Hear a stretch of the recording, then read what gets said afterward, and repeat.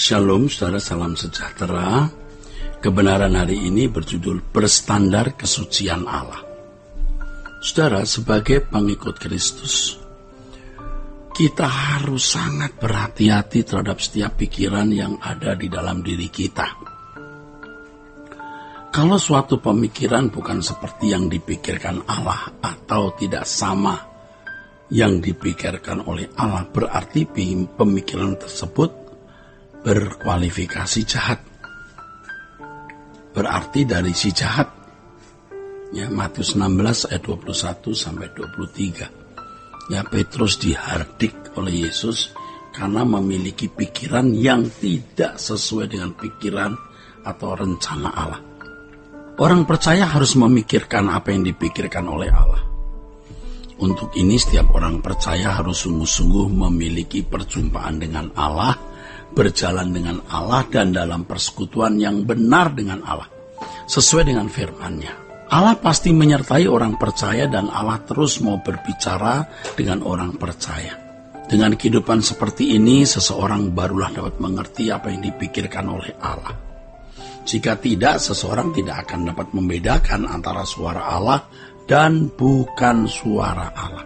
Saudara, banyak orang Kristen yang berkeadaan seperti ini loh, dan berpikir bahwa tidak mungkin bisa mendengar suara Allah.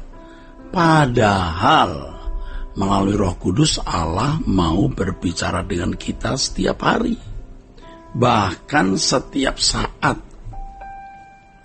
Orang Kristen yang tidak mengerti apa yang dipikirkan Allah pasti selalu hidup dalam gelap. Dalam gelap artinya tidak tepat melakukan sesuai dengan apa yang Allah kehendaki. Kehidupan seperti ini adalah kehidupan yang selalu mendukakan hati Allah. Tidak jarang orang Kristen seperti ini ada dalam cengkeraman iblis sampai pada level tidak bisa dilepaskan lagi. Oleh sebab itu, sebelum berkeadaan fatal seperti itu, jangan menunda pertobatan. Jangan menunda pertobatan dengan sungguh-sungguh. Ayo mari memberi diri dibentuk oleh Allah untuk masuk ke dalam kawasan rohani yang terhindar atau dibebaskan dari perbuatan melanggar kesucian Allah. Hanya orang-orang yang kudus atau mengambil bagian dalam kekudusan Allah yang dapat berjalan bersama dengan Allah atau hidup dalam persekutuan yang ideal dengan Dia. Kita harus selalu waspada dan menyadari adanya pengaruh kuasa gelap di dalam pikiran dan kehidupan banyak orang, dari stadium tipis, kecil, atau sederhana sampai tingkat kuat dan besar. Oleh sebab itu kita harus mencari Tuhan secara pribadi dan menemukan Dia dalam perjumpaan konkret dan real dengan Allah. Setiap orang percaya tidak boleh bergantung kepada manusia, siapapun manusia itu. Setiap individu harus percaya dengan sungguh-sungguh keberadaan Allah yang Maha Hadir dan mengalami perjumpaan pribadi dengan Allah. Setiap orang percaya dapat berjalan dengan Allah dan hidup dalam persekutuan yang ideal dengan Allah, saudaraku. Sebagai hasil pertemuan atau perjumpaan dengan Allah, seseorang dapat sungguh-sungguh berinteraksi dengan Allah dalam hubungan interpersonal. Sebagai buahnya, setiap individu dapat merasakan kegentaran akan Allah yang dahsyat.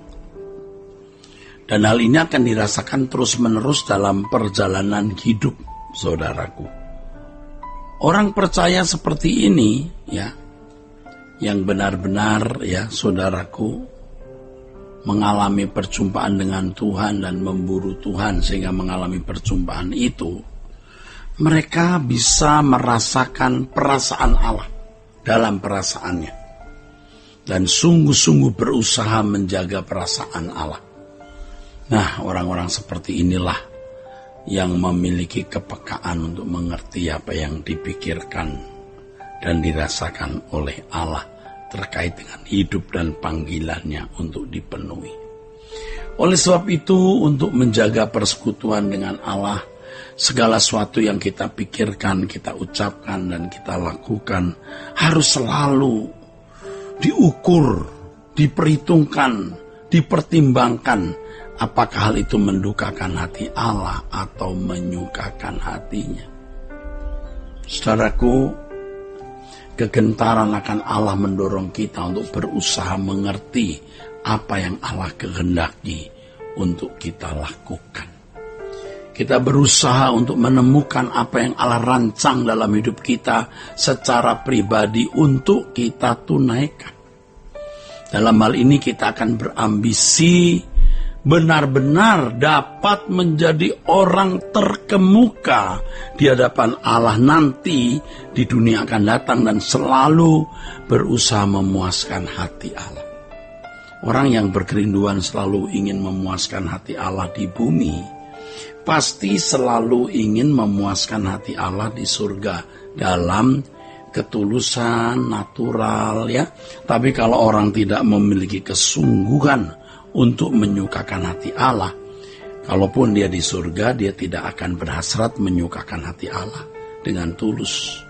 Tidak bisa dia menyukakan hati Allah dengan natural, karena waktu di bumi ia tidak melakukannya. Ya saudaraku, jadi adalah keindahan kalau kita memiliki ambisi untuk menyukakan hati Allah dan menjadi terkemuka di dalam kerajaan surga. Jadi kita lakukan bukan karena gila hormat ya, melainkan kerinduan untuk menyukakan hati Allah. Sebab Allah berkenan kalau kita memiliki prestasi rohani yang benar, seperti yang Allah kehendaki. Saudaraku, Allah bukan ilusi, Allah bukan fantasi, melainkan realita yang kita harus alami setiap hari. Di sini kita baru bisa mengerti apa artinya hidup dalam kawasan rohani. Dengan hidup dalam kawasan rohani tersebut, kita bisa mencium keharuman kesucian Allah. Dengan bisa mencium keharuman kesucian Allah, kita akan berusaha untuk mensinkronkan pikiran dan perasaan kita dengan pikiran perasaan Allah. Di sini kita dapat membangun kesucian yang sesungguhnya, yaitu kesucian dalam standar Allah, kekudusan dalam standar Allah, sehingga segala sesuatu yang kita pikirkan, kita renungkan, kita ucapkan selalu sesuai dengan pikiran dan perasaan Allah. Secara mutlak dan absolut ya, Allah mengendaki anak-anaknya, kita semua memiliki kesucian yang berstandar seperti dirinya. Dengan demikian saudaraku, ya barulah dapat disebut mengalami kelahiran baru ya. Kalau ada perubahan di mana orang sampai di kawasan rohani tidak bisa atau sukar berbuat dosa, itu baru pengalaman sebagai orang yang lahir baru, kehidupan benar-benar sebagai anak-anak Allah. Menjadi anak-anak Allah bukan hanya sebuah sebutan yang dibangun dari konsep berteologi, dari sistematika dogmatika, melainkan dari pengalaman konkret ketika seseorang mengalami perubahan, dan perubahan itu adalah perubahan kodrat. Perubahan kodrat adalah sebuah perubahan yang permanen ya. Perubahan kodrat itu adalah sebuah perubahan yang permanen yang membuat seseorang tidak akan dapat jatuh dalam dosa lagi dan tidak akan menoleh ke belakang, yaitu mencintai dunia. Ya, dari hal ini barulah benar yang disebut sekali selamat tetap selamat. Nah, itu baru boleh, bukan berdasarkan keyakinan atau tulisan buku teologi, tapi pengalaman dengan Allah. Jangan sampai belum selamat tapi mengaku dan merasa sudah selamat, lalu berkata sekali selamat tetap selamat. Nah, itu bodoh namanya ya. Sola Gracia.